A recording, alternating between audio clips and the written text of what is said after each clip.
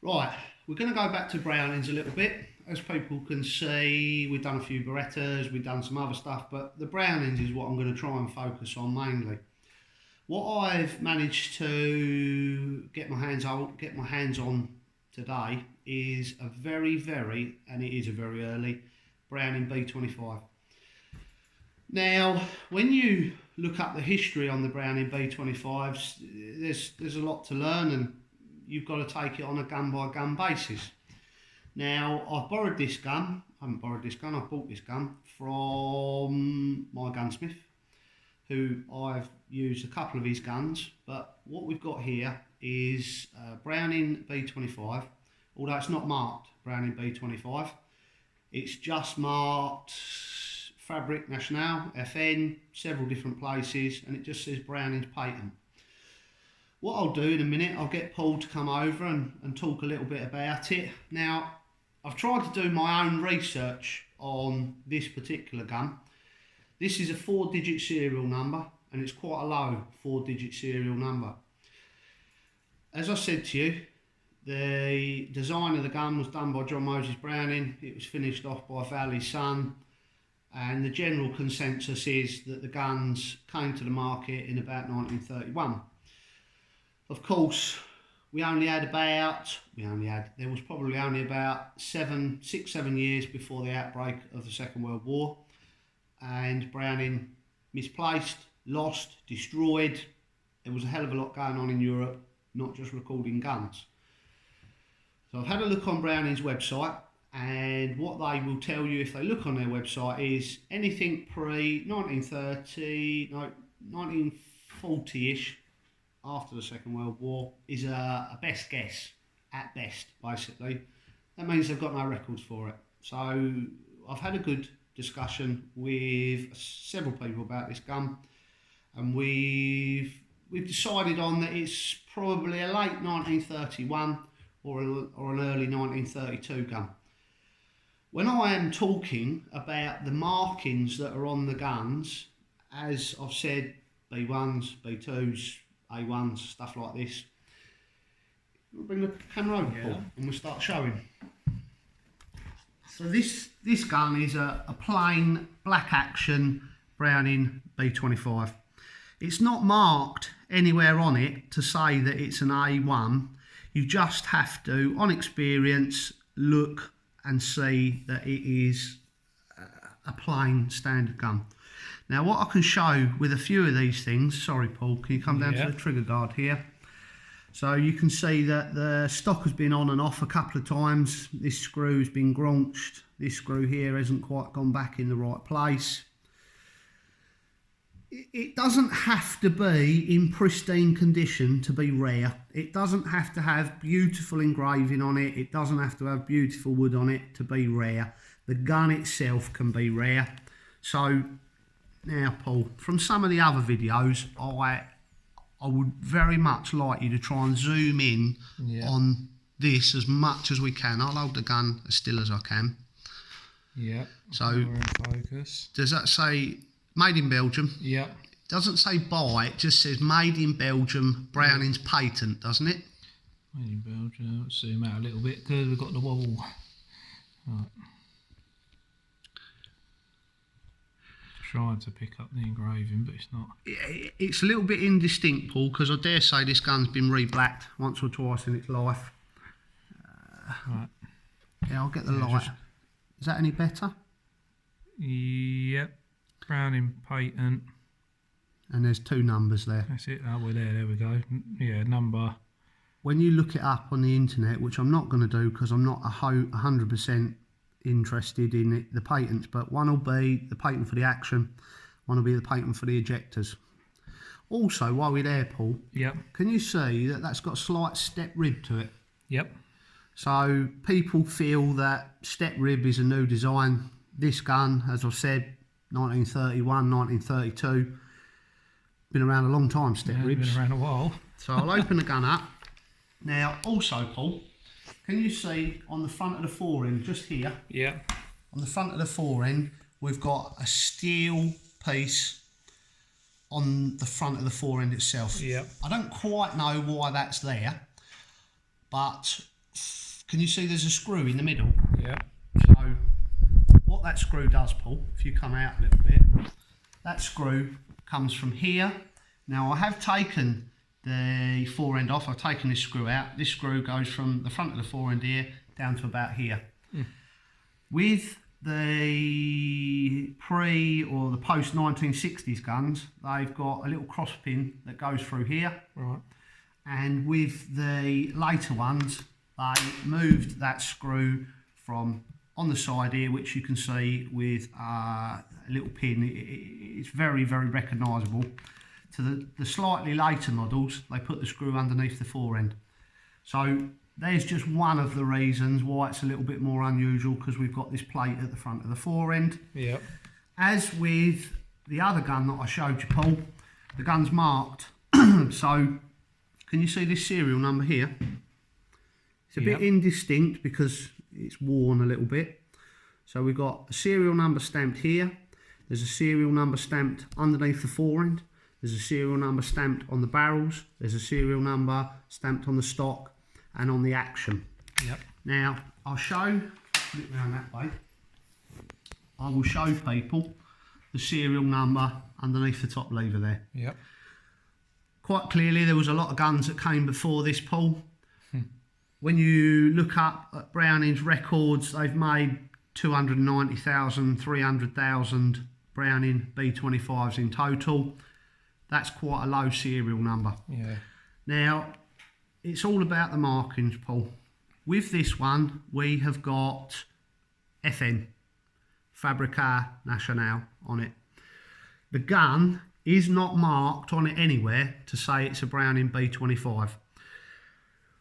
What gives it away to me, and this is why I don't like customisation, because what makes the gun rare are the little touches, Paul, the little tiny things.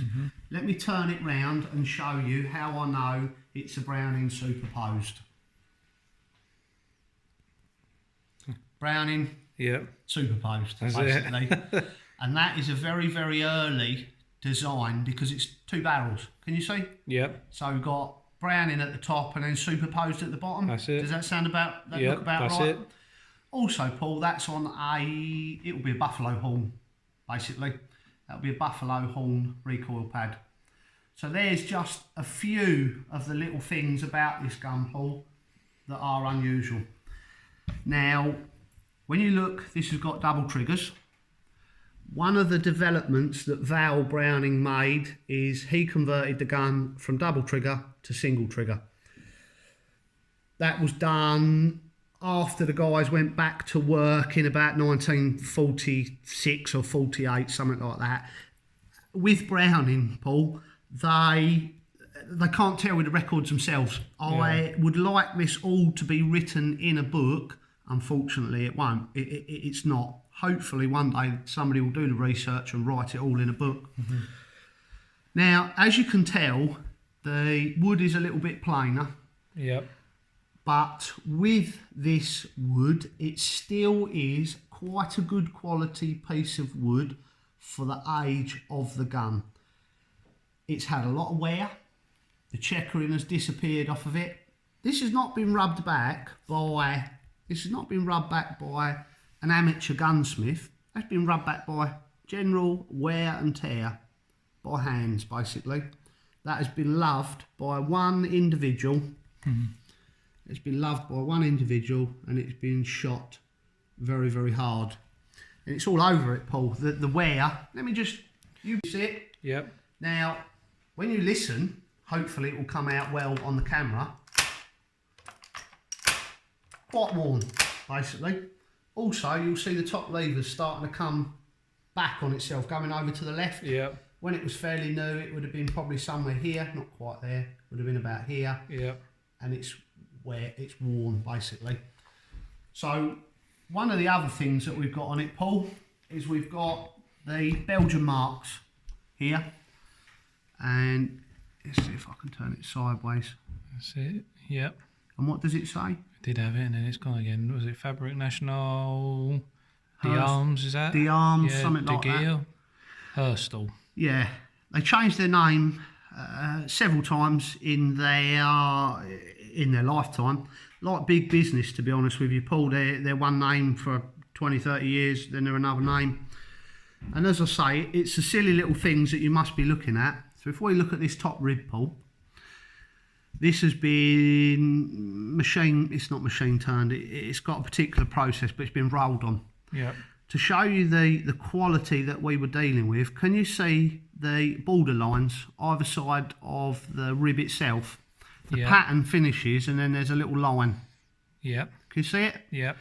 Nowadays, they would just go straight from edge to edge, Paul, but all those years ago in Hurstal, the quality that we were dealing with. Now also, Paul, as I said, this is your top tang underneath your safety catch here. You've also got, which I showed on one of the other guns, you've got the little side pillars to the tang that give you a little bit more purchase on the gun. As you can see, this gun's been shot very hard in its life. The woodwork has moved, the tang has come back, and the stock has moved forwards.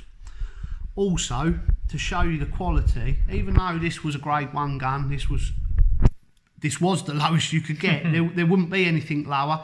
I think there might have been one a bit lower. When I looked it up, I think that was about $107, and you could have had a step rib for about $20. So this wasn't the lowest you could get. The safety catch is in gold, Paul. Yeah.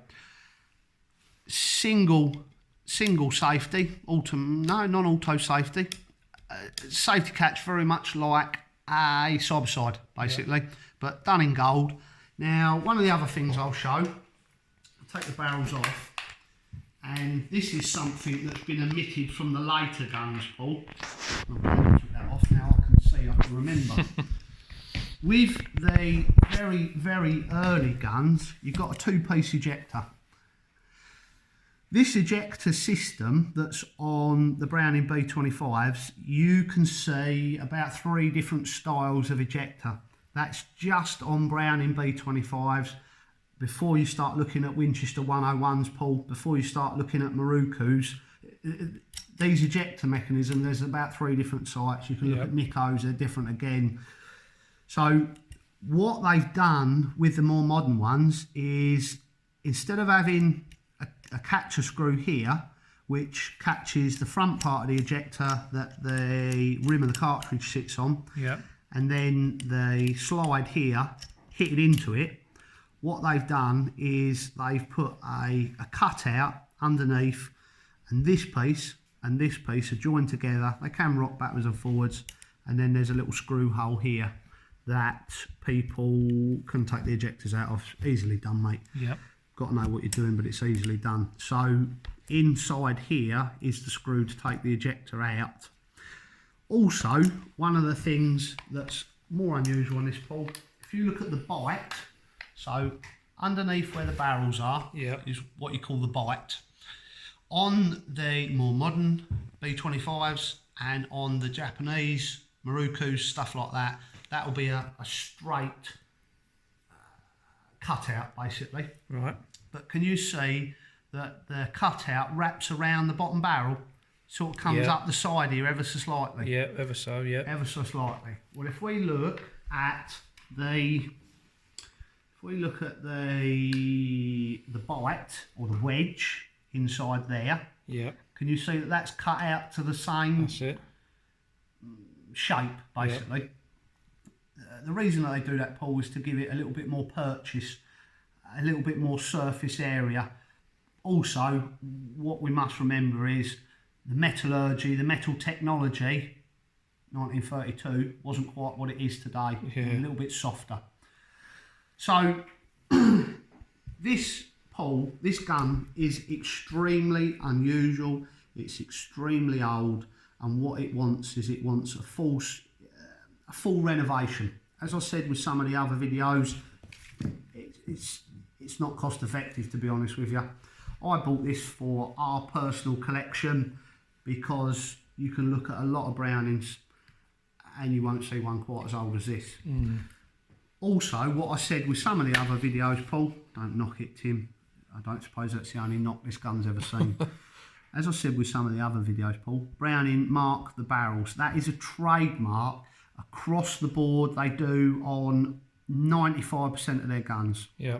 This gun's so early, no markings at all on the chokes themselves. Now, as I keep saying, Paul, I'm not trying to be an expert. I'm trying to show you. I'm trying to show you unusual stuff. I have got one more Browning that I'm trying to source at the moment that is a 2-digit serial number, and it's a very low 2-digit serial number. Oh, the hell. It's a lot older than this. It's a 2-digit serial number, and hopefully I can get it. If somebody sees these videos, they enjoy the videos, they've got a gun that's older than this gun, please talk to me. I tried to buy a gun the other day that was, this is a 2729 serial number. I tried to buy a gun that was a 5000 serial number. That was in Holt's auction down here in England, down here in London basically. It's Holt's auction. The estimate was 300 to 500. I bid 700 quid and I never got it, which was slightly annoying. I'd like to have done a video on that. But the thing that's really nice about this, Paul, quite clearly it's a Browning B25, quite clearly with the superposed bit at the back of it, it's a Browning B25, but it's not marked to say it's a B25. It's not marked to say that it is an A1. It is just a Browning B25. Hopefully people are enjoying the videos. Thank you very much. Let's keep doing them.